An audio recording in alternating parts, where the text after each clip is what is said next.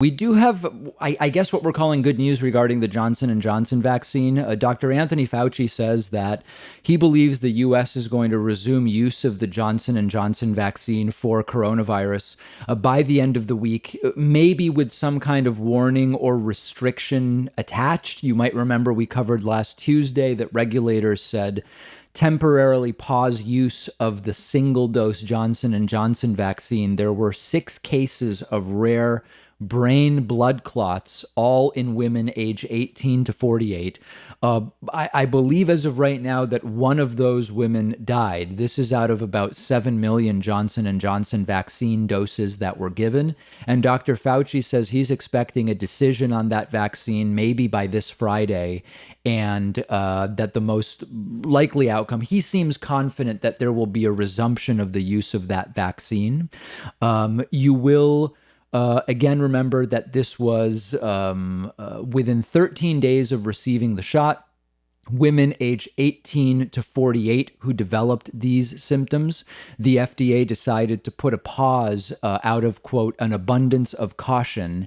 And unfortunately, this is one of those things that what's tough about it is that it will create certainly some additional anti-vax sentiment and provide fuel for the anti-vaccine crowd, even if it is not warranted. And it's one of these things where you really have to think of the numbers big picture. That vaccine has been given to more than 7 million people. There have been 6 or 7 blood clots reported, and one of those people died. And when you first of all, when you compare that to the death rate of getting the virus itself, that's important context to have and to provide.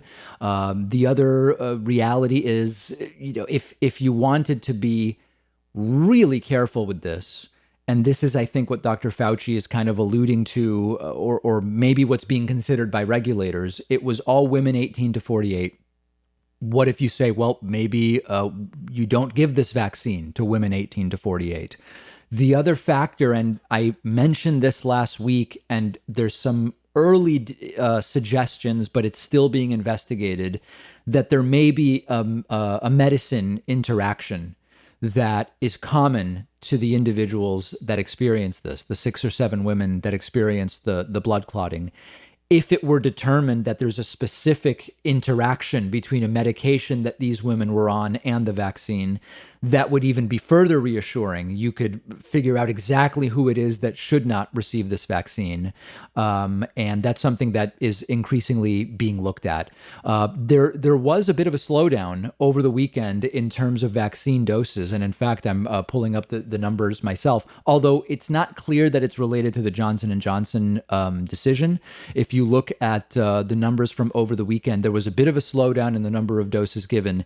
There are reports that this may be because of what's called demand slackening a little bit. There was just a little bit of a downturn. If you go back to about April 11th and look at the last 8 days, the average number of doses has gone down. Now, part of it reasonably would be because of the J&J pause.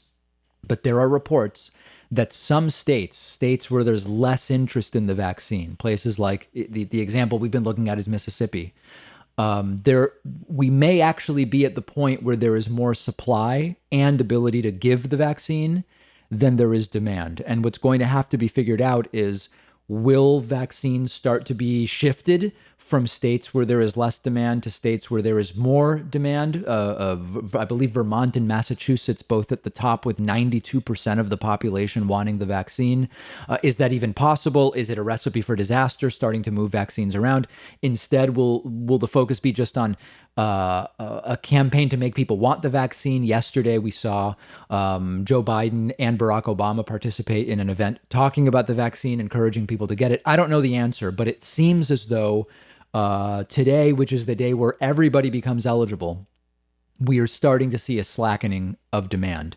Hopefully, full eligibility starting today will bring a bunch of new demand, and maybe we can get up to even 4 million doses a day. Remains to be seen. J&J, though, expected to come back online possibly as soon as Friday. One of our sponsors today is Blue Chew, a unique online service delivering the same active ingredients as Viagra and Cialis in a chewable form and at a fraction of the cost.